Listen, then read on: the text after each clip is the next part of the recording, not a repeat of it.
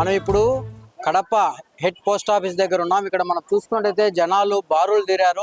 అసలు ఎందుకు వీళ్ళంతా ఇక్కడ పోస్ట్ ఆఫీస్ దగ్గర ఇంతమంది నిరీక్షిస్తున్నారని మనం అనుకుంటే, నిన్న కూటమి ప్రభుత్వము తల్లికి వందనం పథకం రిలీజ్ చేసింది. ఈ పథకం డబ్బులు తీసుకోవడానికి నిన్నటించి జనాలు పడిగాపులు కాస్తున్నారు.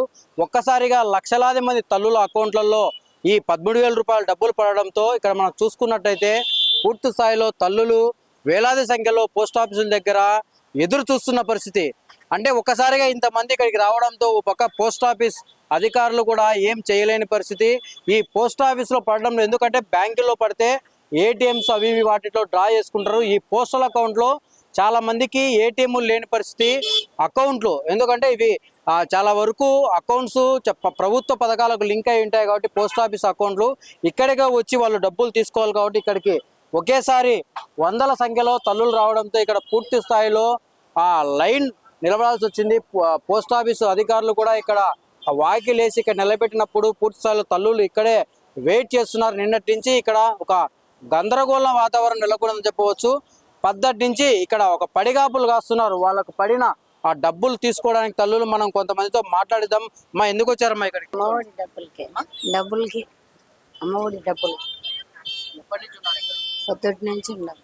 ఏమంటున్నారు? ఇంకా 11 అవుతుంది టైం అంటున్నా. మీరు చెప్పండి మా, ఏమంటున్నారు వీళ్ళు? ఎప్పటి నుంచి ఉన్నారు? మేము కడప నుంచే.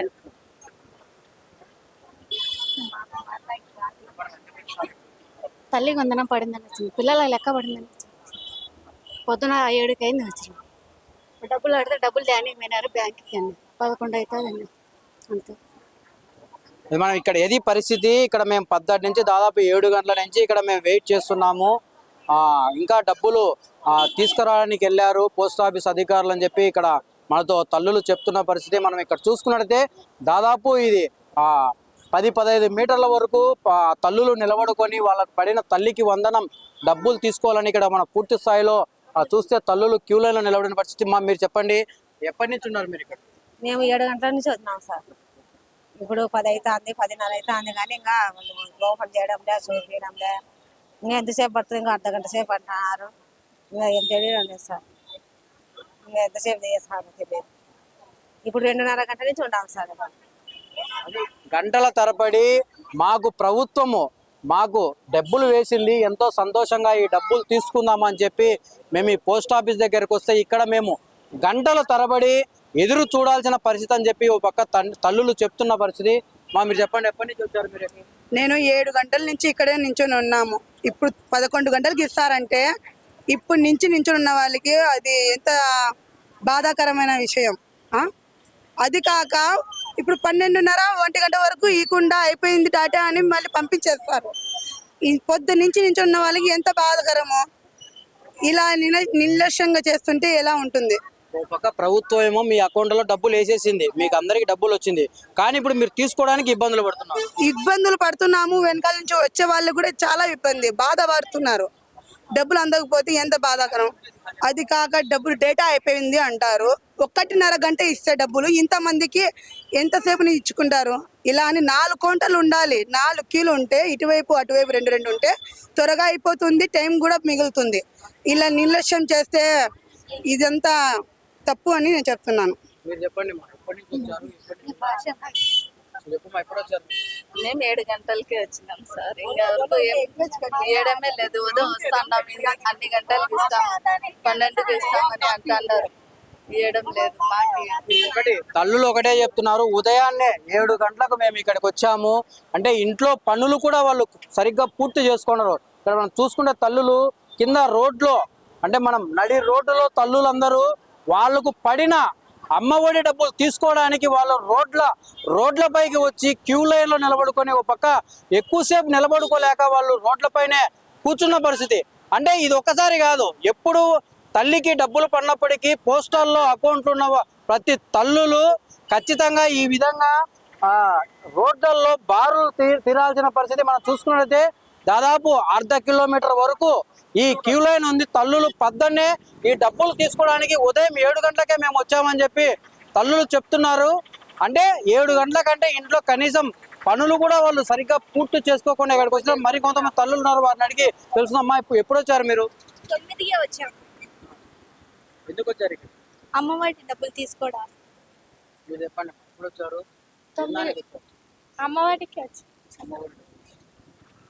ఓకే, ప్రతి తల్లి చెప్తుంది అమ్మఒడి డబ్బులు తీసుకోవడానికి. మా మీరు చెప్పండి, ఎప్పుడు వచ్చారు, ఏ దానికి వచ్చారు ఇక్కడ? అమ్మఒడి కోసం సార్ 8కి వచ్చినాము, ఇంకా ఇలే సార్. 8 बजे आई हमें। हाँ खोड़ 11 बजती देता नहीं कहता है। हाँ कम ही कहते। చాలా ధన్యవాదాలు. తెలుగుదేశం ప్రభుత్వంలో అమ్మఒడిగా ఒక్కొక్కరికి 13,000 రూపాయల ప్రకారము ముగ్గురుంటే ముగ్గురికి 39,000 వచ్చాయి. కానీ ఈ హెడ్ పోస్ట్ ఆఫీస్ ద్వారా చాలా అకౌంట్లు ఉన్నాయి. ఇక్కడ ఏమున్నదంటే పరిస్థితి, సమయాన్న డబ్బులు లేరంటాడు వీళ్ళు. అంటే ఒక్కొక్కరికి 13,000 వంతు ఇవ్వాలంటే డబ్బు సరిపోవడం లేదు. ఇళ్లకు మంచినీళ్లు ఏర్పాటు చేయాలని మనవి. ఈ రాజకీయ నాయకులు వచ్చి ఇలా యొక్క సౌకర్యం ఏర్పాటు చేయాలి. మరి ముఖ్యంగా చిన్న చిన్న బిడ్డలు తీసుకొచ్చారు, వీళ్ళకు మంచి మంచి నీళ్ల ప్యాకెట్లు నీళ్లు అందుబాటు చేయాలని మనవి చేస్తున్నాము. ఎందుకంటే ఇది వందల సంఖ్యలో ఇదే కాదు, లాస్ట్ టైం కూడా ఇదే విధంగా ఒక వారం పట్టింది క్లియరెన్స్ చేయడానికి పోస్ట్ ఆఫీసులో.